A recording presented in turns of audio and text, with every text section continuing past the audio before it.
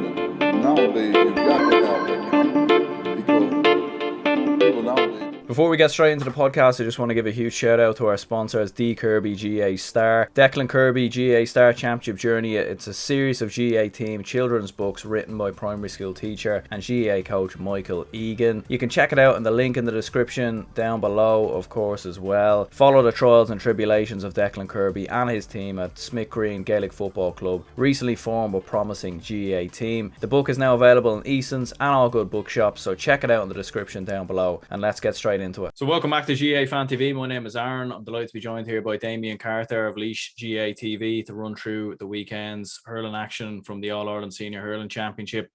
I suppose two incredible games, Damian. Obviously the Cork and Kilkenny game was one of the games of the year, probably one of the games of the decade. But I suppose first of all, how's life for yourself? Yeah, all good. As you said, how could you complain after the standard of hurling that we've seen this weekend? Two brilliant games, and both for different kind of reasons. As you said, the Kilkenny Cork game gave us everything, but also the performance out of Limerick at the weekend was just phenomenal as well. So I really enjoyed two games, I have to say, at the weekend. So a very happy hurling man this weekend. Yeah, and it's hard to even digest it all and take it all in, and it's hard to even know where to start. Even looking at the Cork Kilkenny game, because there was so much going on all over the pitch. There was late goals, there was drama, points, over 70 scores in total. Incredible stuff from both teams. Unbelievable. And if you wanted an advertisement for hurling, that's it. As you said, it had absolutely everything. It had the late goals, the drama, the comeback, the missed frees. It just had everything. It was a joy to watch. I've seen a few people commenting to Buff Egan saying that's the greatest game in the world, and only we know about it, which I think is a good way of putting it as well. Yeah, absolutely. And obviously, it was Cork 137, Kilkenny 132. And I suppose, for many people, kind of looking on Twitter and whatnot, and obviously they were saying on the Sunday game last night as well, it seemed like maybe this Cork team kind of came of age in that victory, because, you have a lot of young lads in the team, obviously the likes of Jack O'Connor and Shane Barra, who's come into the side, Tim O'Mahony's come into the side recently as well. And it just seemed like their way of hurling and their style really kind of came to the fore in that victory. It did, definitely, yeah. And, Kilkenny, they were really struggling with it. They couldn't handle the youth and intensity, I suppose, that Cork brought to it. Mark Coleman there as well, at centre back was, we were nearly calling him one of the older heads on it now, but it was unbelievable at centre back. There was, I think John Donnelly was started off on him, and maybe Martin Keown came in, and Martin Keown was taken off. Then again, it just shows you kind of the impact that he had on the game. But as you said, the Cork team came of age, and not just, we talk about the team and, we say, there's now a cliche thrown that, it's now a 20-man game, but definitely when you look at the impact of the bench, and I think, and that's really where it was won and lost, was the impact of the bench, because you look at Cork, they brought on 6, possibly 7 substitutes there, and, all of them gave big performances when they came onto the field. Whereas you look at Kilkenny, I think maybe 5, maybe 6 substitutes, and, no impact whatsoever. Walter Welch, Richie Hogan, James Bergen had a goal chance but didn't take it. I said Martin Keown came on, taken off again. So, the bench really strong for Cork, and that'll be a big impact going into the All-Ireland final against Limerick in 2 weeks' time as well. Yeah, absolutely. And I say, it definitely was a huge difference. And I suppose with the fact that you've got Cork bringing on, young lads normally, bringing on Alan Connolly, and obviously Shane Barra was normally coming off the bench in previous games, got the nod in this game. Whereas Kilkenny seems to be bringing on, the older lads in Richie Hogan and Walter Welch. So it did seem that maybe Cork's youth was a big difference in this win as well. Definitely so. And you can see there, even though Kilkenny got the goal to equalise in the last minute, you still fancied Cork that if they could lift their spirits, that they were going to run them off the field, because they had the legs, they had that freshness, they had a better quality on the bench, and it proved dividend in the end. And I think that was even justified by the goal by Jack O'Connor. The ball kind of over the top, and the speed of him, and even the bravery of him getting that ball at that stage of the match. First thing in his head was put the head down and go for goal. He could have easily took that ball, tipped it over the bar, and been happy enough to jog back out. But no, he kind of got the bit between his teeth, seen the goal chance created, and went for it, and it paid off for him as well. Yeah, 100%. Like definitely, Jack O'Connor has been exceptional so far this year, and definitely in all-star hurling form of the year, no doubt about it. Shane Kingston coming off the bench. I mean, obviously when your out lad drops you like coming into the game, he definitely had a point to prove, and I'm sure there was a lot said at the dinner table later that evening. Definitely, yeah. But sure, I suppose the trump cards is that I suppose that he played so well when he came on, and I'm sure his father will be telling him that was all in the game plan, and that was pre-medicated before the game even started. But the debate now, I suppose, will be for next week or two will be, should he start the All-Ireland final? And like there's two, I suppose, there's two ways of looking at it. The first way is that his performance is unbelievable and that he has to start the All-Ireland final. And then the second thing is that, he was that good coming off the bench that, if Cork were struggling and needed an injection of pace or power coming on, that he'd be the man, to spring on the attack, and if they were struggling to bring him back into a game. But if I was Shane Kingston, I'd be definitely saying, I've done enough to start, and I want a jersey from 1 to 15 going into that game. Yeah, definitely. Like, I mean, like to come off the bench and hit one of those performances, like 7 points and in total, like nothing short of remarkable, really. Like, and yeah, like what you said before, like it would be a big sort of risk, you'd have to imagine, to not start a player in that form, because like when he's been playing as good as that, like coming off the bench, I mean, surely he's got to start like with a performance like that, because if you think he's doing that coming off the bench, and he carries that form going into the Limerick game and Cork start really well. But like what you said as well, there is that contradiction as well, where maybe kind of late on in the second half, maybe Cork are struggling. Maybe Shane Barrett and Alan Connolly won't bring the same sort of track coming off. But, but even they've shown as well, even in, in the league as well at different stages against the Dubs as well, that they do have like it's not just Shane Kingston there, like they've all sorts of options coming off the bench, really. Yeah, definitely. Yeah. And just going back, I suppose, to the Shane Kingston point, my own personal opinion on it would be that he has to start the final, because, I think if Limerick get a foothold on the game, I would actually worry for Cork. And I know that's strange given the performance they had yesterday, but, when you put it into perspective, we talk about a great game and all that, we're talking about Kilkenny kind of being an aging team as well, and, maybe on the decline a small bit. And, they still took this great Cork team to extra time, and, Cork kind of dispatched it by 5 points in the end. But, Limerick are a different animal than that Kilkenny team. And I'd worry for Cork that if Limerick get a foothold of the game, that they won't let up, they'll push on and they'll drive it on. That's why I think Shane Kingston has to start, because, I don't think it'll be any good being 7 points down or 5 points down and next thing springing on Kingston at that stage of the game. Because as I said, once Limerick get a hold of that game, they won't let it up, and they'll have a plan for Kingston coming on as well. So I do think he needs to start and drive it on. But as you said as well, they have, Alan Cadigan came on there, had a superb game. Damian Cahill, even, who would have been a regular a few years ago, came on. I thought played very well. Alan Connolly, as you talked about, Declan Dalton came on there near the end, scored an unbelievable point from out near the line. I'd say when he got the ball and he was lining up to shoot, you could nearly see a few lads on the line going, no, what are you doing? What are you doing? And next thing, it followed straight away by, yes. So it was one of them moments that, I've had to go wide. It would have been shouting at him to, a crazy shot from the sideline. But when I went over the bar, it was an unbelievable point. But, there's lads that are putting up their hand for, for, if not a start, definitely an All-Ireland appearance. And, they'll do themselves no justice in that way.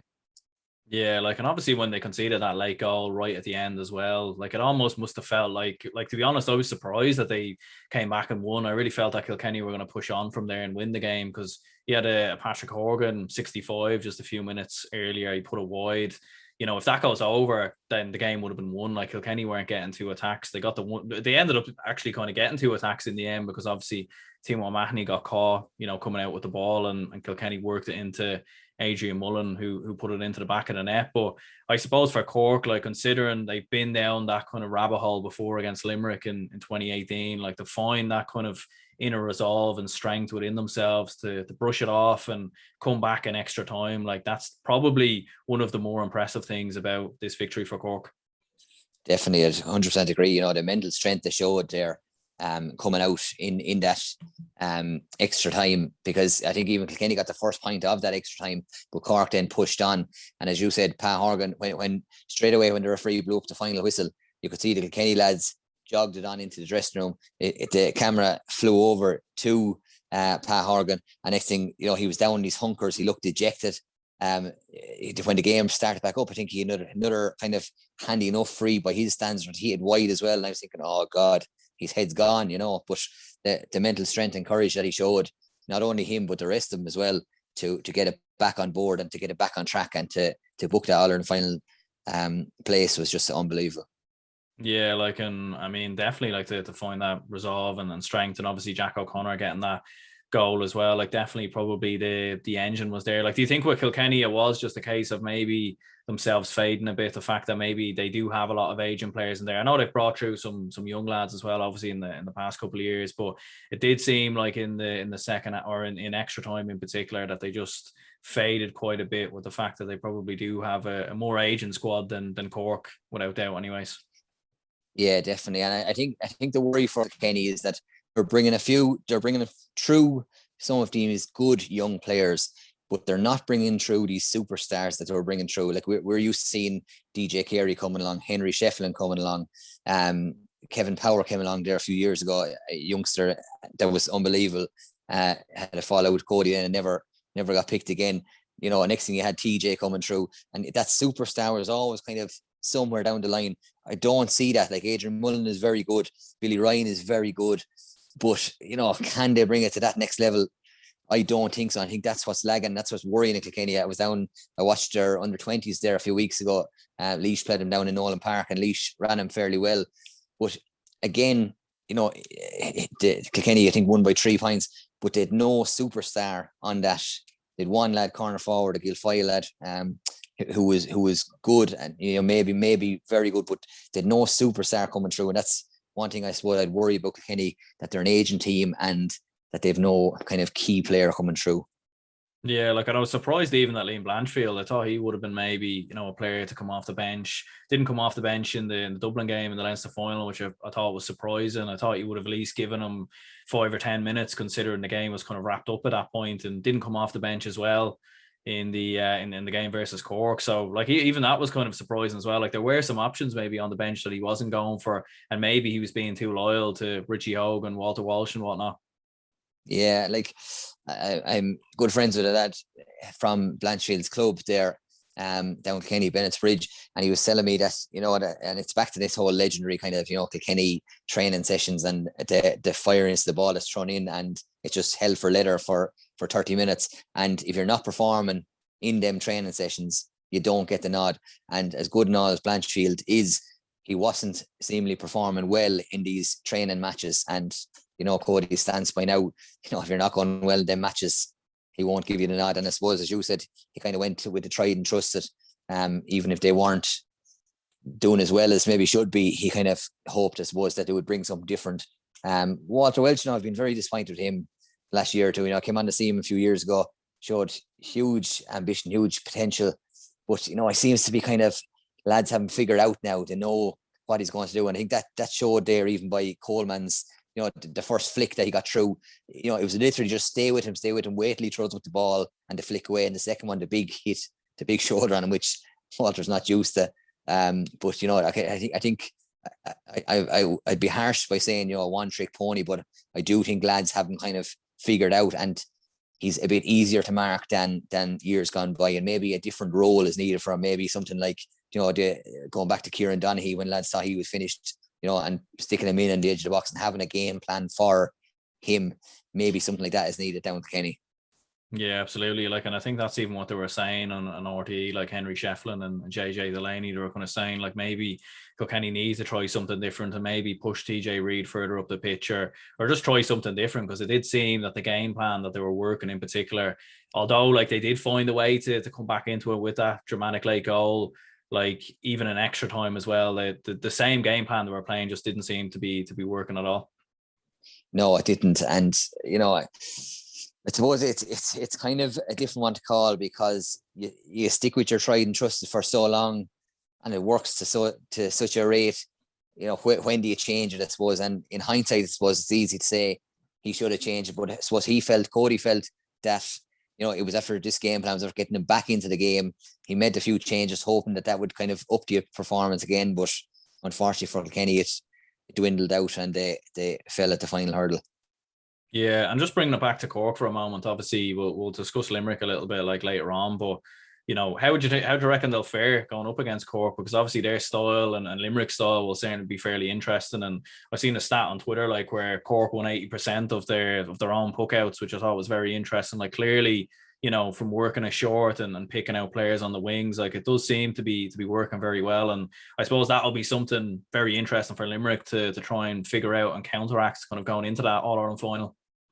Yeah, and I can guarantee you the stat that will come back from the All-Ireland final definitely won't be 80% on their own puck out, because Limerick will be a different kettle of fish. They'll have that well figured out. And I wouldn't be surprised if they'd go on 15 and 15. Kenny kind of led off the two corner backs, which made it easy for Patrick Collins to pick out a man. He went to the half backs a good few times, but there was always a man kind of there waiting for it. But I'm surprised Kilkenny allowed kind of that freedom of the puck out actually on Sunday, and to their detriment really, because the damage that was done from them puckouts was serious. You say 80% of their own puckouts won. If you can win 80% of your own puckouts, you're on crest of a wave trying to win that game. So I can't see that happening again in 2 weeks' time. Limerick, I definitely think they're a different animal altogether.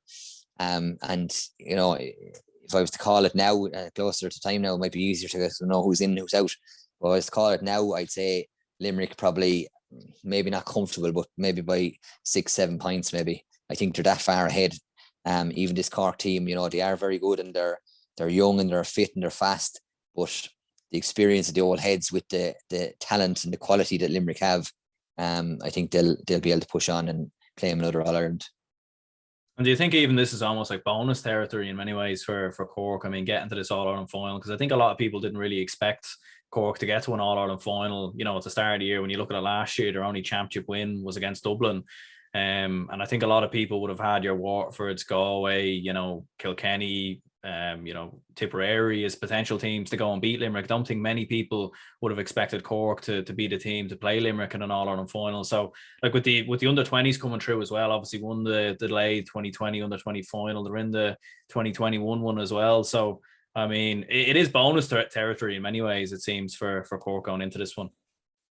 It is, yeah. And, without blowing my own trumpet now, but I work with a man from Limerick, John Kwan is his name. And I was talking to him last year, actually, and we were talking with the hurling, and I actually said I fancied Cork coming in the next year or two.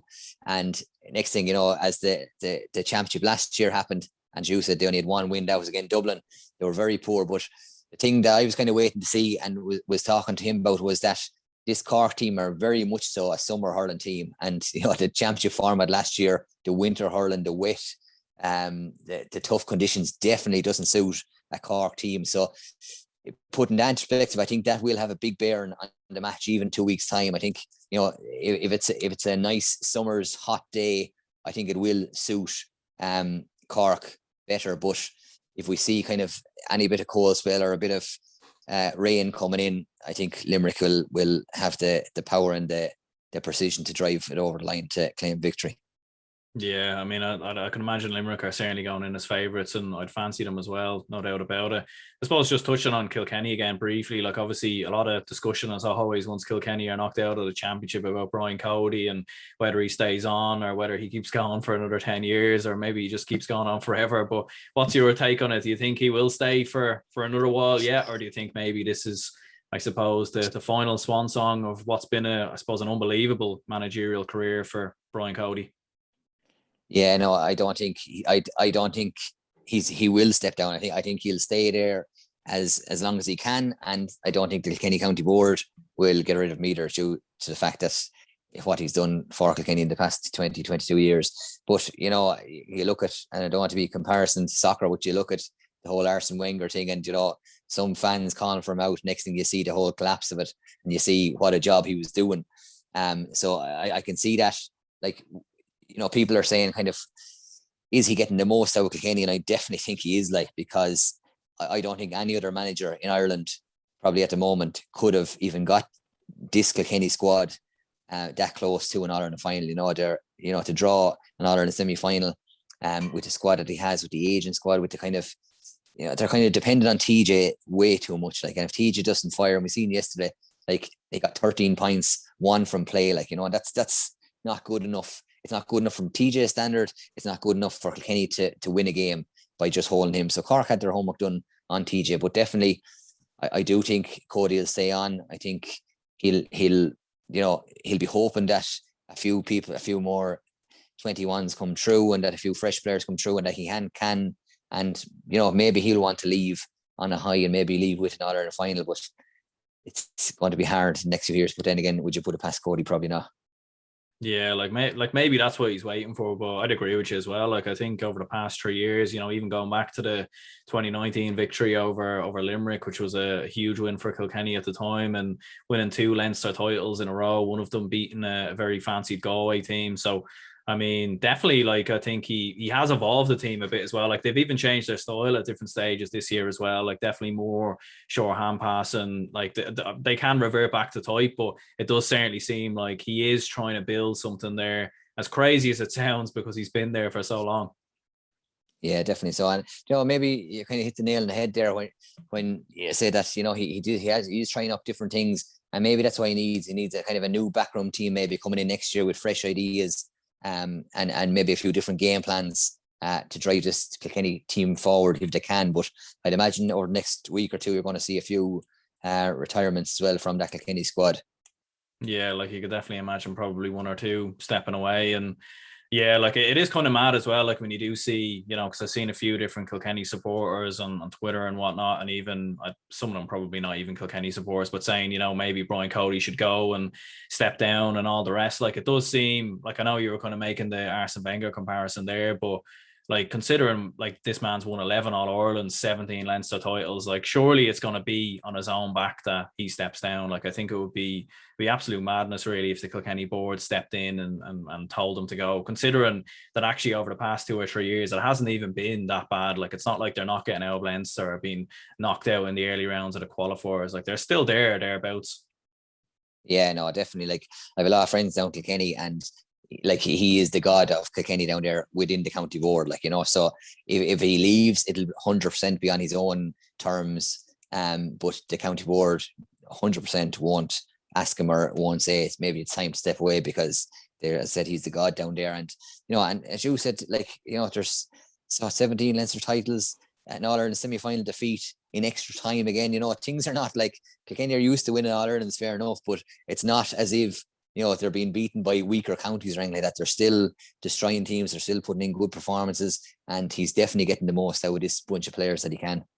Yeah, like, and I suppose the hard thing for Kilkenny, I suppose, is to see how they bridge the gap on the likes of your Limericks and, even Cork, who've got a tremendous underage, teams coming through at the moment. Like we were saying earlier, Tipperary have got good underage players. Galway do as well. But for Kilkenny, like, it's been 2008 since they last won a under-20 All-Ireland, 2014 since they won an All-Ireland at minor level. Obviously, going back to 2015 since the seniors won one as well. And I know they were in a couple of finals at under 20 level in the past couple of years, but generally speaking, like, the same underage players doesn't quite seem to be there for Kilkenny compared with some of the other bigger counties. Yeah, and I'm struggling to figure out why that is, because their system is so good down there. Their underage system is top of the country, top of the class, I should say. The work that they put in with club level, the structures that they have for their own senior championships down there, like, it's second to none. It's absolutely brilliant what they're doing down there, and I'm just surprised that there is. But sometimes you need that kind of crop of players to come through, and knowing Kilkenny as well, they're probably not too far away either. There could be an under 14 or under 13 team coming there that we don't know about, that they're going to blow things away in the next few years. Yeah, I mean, they always seem to have talent coming through and players coming through. So you certainly wouldn't rule it out. And obviously plenty of success at club level as well with Ballyhale and throughout the entirety of the Kilkenny Senior Championship. And obviously they only have one, they only have to pick from hurling. It's not like they have football to compete with or anything like that. So I'm sure they'll push on over the next couple of years. I suppose Limerick, I mean, they obviously beat Waterford 125 to 17 points. I suppose Limerick just doing what they do best in this game. Yeah, like again, like I said at the start, I really enjoyed the two games, and for different reasons. Like the competition, I suppose, in the game we just talked about between Cork and Kilkenny, but the performance of Limerick, I thought was just unbelievable. You know, Waterford brought this intensity to the first 17 minutes up till the first water break, and you know, again in hindsight, it wasn't sustainable. Like it was unbelievable the intensity they're bringing, the blocks they were putting in, the hits they were putting in, and you know, you could see kind of after the first water break the board was coming in. They talked about an RT as well. The tactics board was coming in. They changed up a few things. The next thing, they just took control of the game in the second quarter of that game. But where I thought they took control actually in that second quarter was the short passing of the Limerick backs was absolutely unbelievable. And, you know, as a coach and as kind of watching teams through the years, you'd be pulling your hair out what they were doing, but because they were doing these short, maybe 7-8 yards passes, you know, stick passes. Whereas if you were coaching the team, you'd be saying hand pass the ball, you know, to kind of cut out a mistake, maybe, certainly at club level. You know, you're kind of risking a higher risk by doing a short stick past that range. But there was one passage of play there where there was definitely 4 or 5 short passes within, you know, a 20-yard area. And next thing, there was a ball down into the corner. Flanagan got it, and he had made his run. He waited, made his run, and next thing popped it over the bar. So I think that was really where the game was won, was at that after that first water break. They readjusted, they kind of set themselves up. They got this into their head, this is where we're going to do it. We're not going to try and take the ball into tackle. We're going to, you know, 3 or 4 passes to get us out of trouble, and then we put the ball into space, into where our forwards, and that worked for them and never looked back after that. Yeah, absolutely. I mean, and their use of the water break, like they must probably be the best team across all codes of GAA that use the water break, because, you know, like John Coyley and his tactics board, like obviously he was made famous for a little bit last year, but it seems to be working. And whatever himself and Paul Kinnerk talk about on the sideline, like during those water breaks, I mean, like it just works absolute wonders. Like probably in terms of management anyway, the best in-game management that, you know, we've seen in the GAA this year and probably for years to come. Yeah, 100%. Kinnerk is unbelievable. Like he sees things in a different light. He sees the problems, he identifies them, and next thing the problems are shut out, you know, and the problems were there in the first 17 minutes and then they were gone. You know, he just seen them. And I you know, Kylie, maybe you could give him praise for that, but definitely I think Kinnerk is the man there. But, you know, they just started winning battles as well over the place. People were talking about Waterford, you know, and the midfield battle maybe being a key point in it. And, you know, Darragh O'Donovan was just unbelievable. You know, Waterford, I thought, never kind of didn't fire as much as they should have really in the first half, especially. And they'll be disappointed with that in themselves, in their own performance. Yeah, I mean, like, yeah, because Jamie Barron obviously hitting 2 points and certainly probably didn't have the same influence in the Galway or Tipperary game that he did or other way around, I should say. And I suppose for Limerick as well, like Tom Morrissey as well. I mean, he was absolutely brilliant as well, hitting 4 points. I mean, just quietly slotting points over the bar, and definitely, you know, one of Limerick's brilliant servants over the past couple of years. And I think like the most impressive thing is they always just seem like they don't rely on like individual players. They always just seem to chip in from everywhere, all across the pitch. Yeah, and it's like that. It's a case of who's going to turn up trumps today, and if one of us doesn't show up, the other 5 will show up to kind of to mask over that performance, you know. And you know, you talked about Tom Morrissey there, and I think he actually got 5. I think he got 5 from play, possibly. But I actually thought Dan Morrissey was unbelievable back on the full back line as well. He seemed to read the game in a different light, and he was always kind of, you know, that step ahead when there was a bit of danger coming in. He read it excellently, and he was kind of cut out a lot of attacks there. And maybe, you know, I don't think he actually got the credit on RT that he deserved, because I just thought he was unbelievable. And then, you know, I suppose another key point then was the goal, you know, the Galan goal came from actually Waterford sideline ball, which was kind of wasn't taken great. It hit in field, cut out. My name's gone from me now. Hegarty God. Yeah. You know, soloed in, handed off to Galan, and Galan missed one. I think earlier on he wasn't going to hit over the bar, and you could see the hands going to the head, you know, that he knew himself he should have buried it, and he wasn't going to make the same mistake twice. Yeah, I mean, it was an unbelievable finish, and even Shearer Burns as well at different stages, like racing forward from wing back, I thought was very impressive in the game. Like, and obviously, Nicky Quaid at different stages making some huge saves. I know he made a bit of a blunder at the end and got away with it, but obviously that would have been meaningless if that had gone in. I think it was Austin Gleeson, I think, who put it wide. But I mean, generally speaking, Nicky Quaid as well, like, just he always seems to step up in these big games as well. You think back to Cork 2018, just making so many huge saves, like especially when Waterford they were coming hard for those goals, and I mean, tremendous from Nicky Quaid. Yeah, like we talked. I know people were talking yesterday about Owen Murphy and his performance and possibly being the best in the business, but I definitely think Nicky Quaid is number one at the moment in the country. Like he just seems to bring a kind of calmness, and even if they're through 1-1, you'd put your money on him nearly stopping it. His puckouts are excellent. He's just his general play, but as you said as well there, his shot stopping is second to none, and you'd always fancy him no matter who gets through or who gets in past that last line defense. You have a top quality goalkeeper there to get you out of trouble if needs be. Yeah, I mean, it was unbelievable, like, throughout the game, and he's stepped up massively for Limerick over the past 3 or 4 years. I suppose he had the Peter Casey red card as well. Like, I'm not too sure if that'll be rescinded or what the plan is, but what were your thoughts on that anyways? Yeah, like it was kind of hard to see in that, but I can't see it being rescinded, to tell you the truth.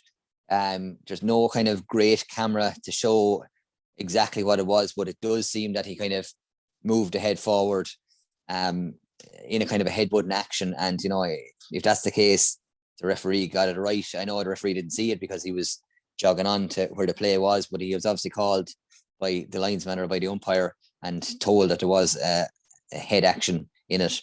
And I do think he got it right. I think it was silly. I watched it again a few times, and there was a bit of kind of niggling after the ball was gone.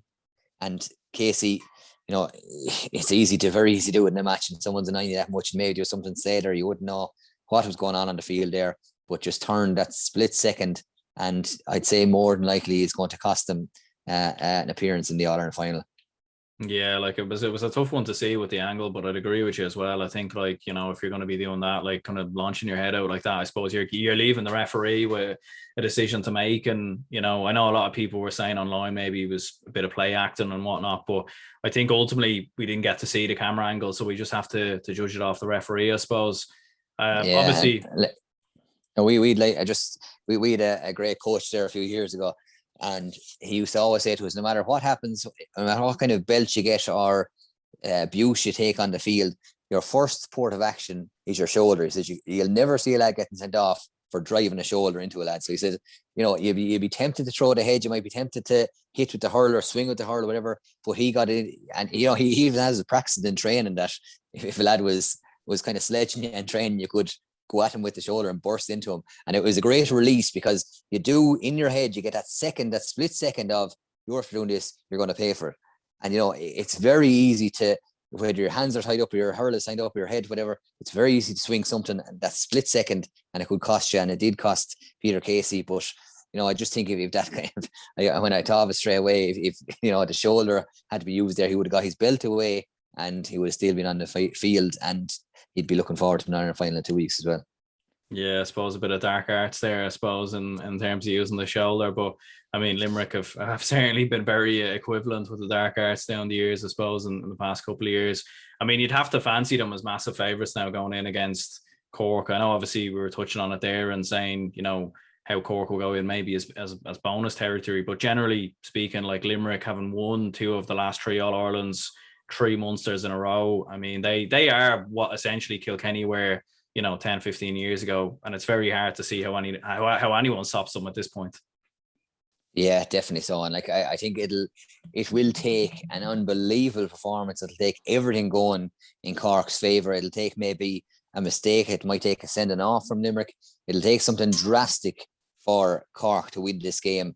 And, I think if they were to play this game 10 times, you could see Limerick win it 9 out of 10 times. But as I said, it may be just that one time that Cork will need for everything all the ducks to line up in a row for them to pull this over. But I can't see it happening. I can see it, Limerick, as I said at the start, I can see them winning by 6 or 7 points, maybe more, and quite comfortably in 2 weeks' time. Is there any weaknesses in this Limerick team, do you think, that Cork could exploit, or maybe anyone could exploit maybe next year? Because you are looking at it and it's kind of hard to kind of pinpoint what the weakness is. Maybe in discipline, I don't know.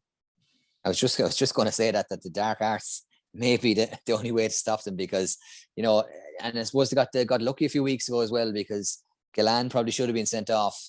Was it again Tip maybe? Yeah. A few weeks ago he pulled a stroke. He should have been sent off. There was another case there maybe earlier on in the year that they should have had another red and they got away with. So, maybe this Peter Casey red is maybe karma kind of catching up with them, so to speak. But like that, when a team is coming into a match, no matter whether it's not a final or a club match or whatever it is like that, and if you're huge underdogs, you need everything going your way. You need to annoy that team. You need to put them off their game. You can't let them into their stride.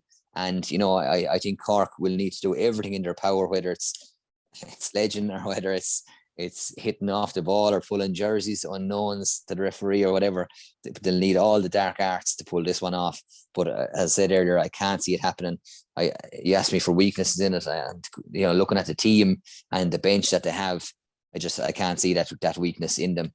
And that was even verified for me the last day when I talked about the short passing in the backs. Like, any other county, any club team you see doing that, if they did it 7 times, you can guarantee they'd make 3 or 4 mistakes maybe in it. Even if you're doing drills in hurling training, you can be nearly sure that it'll break down once or twice with no one on you. So to do that in an Ireland semi-final to perfection was just unbelievable. And I think for that reason, for the skill and the intensity and the cleverness of it as well, I see Limerick doing it. I seen a good video actually a few years ago, about 2 years ago, I should say, but it was of Limerick, say in 2017 compared to 2019 or 2020, and their distribution from the backs up to the forwards.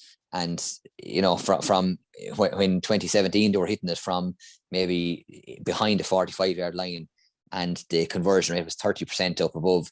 They changed that then up to, I think it was something like 65% from midfield back to the 45 has been delivered in there, and the conversion rate was gone up to 55 or 60% from inside. And so you can see that happening, that they work it out as far as they can, and then when the run is ready to be made, then they'll deliver. And just at that game the other day, and I don't want to go on too much about it, but Seamus Flanagan, I would have actually loved to be at that game the other day, because his movement must have been unbelievable. Obviously you couldn't see it on the camera, but for him, the lads in the half back line were waiting, and next thing they'd pop the ball, but Flanagan seemed to be in 5 or 6 yards of space every time. But that doesn't just happen by chance. He was waiting, he was going one way, he was going the other, and next thing he would make the burst, and as soon as he made the burst, that ball was delivered. And that's key to Limerick's game plan as well.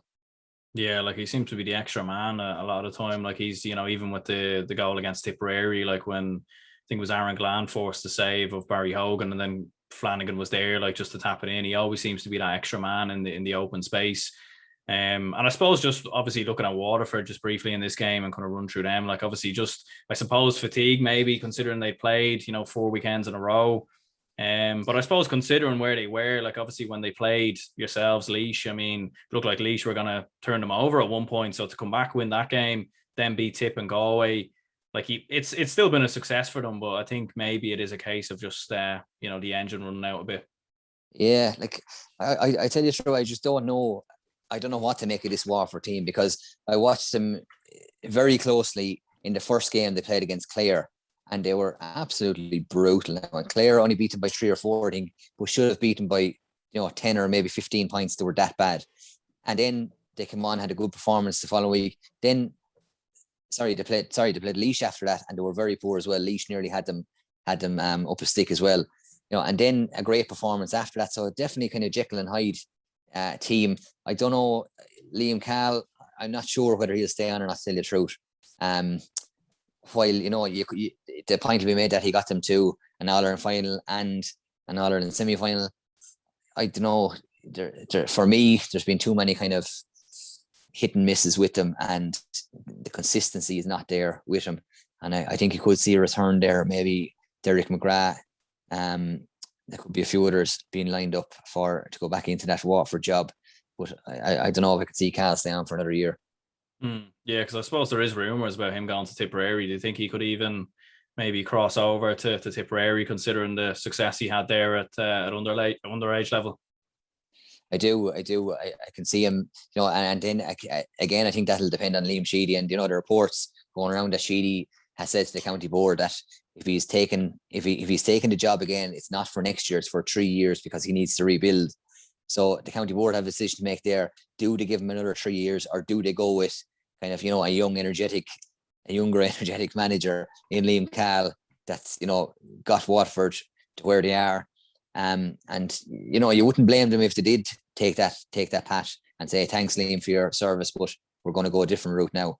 But I can definitely see next year, I think there's going to be a huge merry-go-round of managers next year. You could see Davy heading up to Galway. You could see, as I said, Derek McGrath could be going back to Waterford. He might go to Wexford. You could see Eddie Bredon slotting into Dublin there. I think there's going to be a huge kind of merry-go-round, and lots of different appointments next year.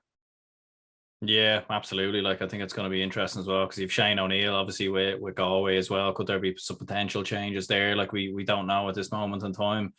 And like what you were saying there with Waterford, like just 3 forwards scoring on the day. Like, obviously Ozzie Gleeson's been brilliant for Waterford this year, and Desi Hutchinson and Stephen Bennett, both been very impressive. But it just seems that in these big moments, in these big games, a bit like last year as well, they just can't quite seem to find that same form that they showed against Galway and Tip.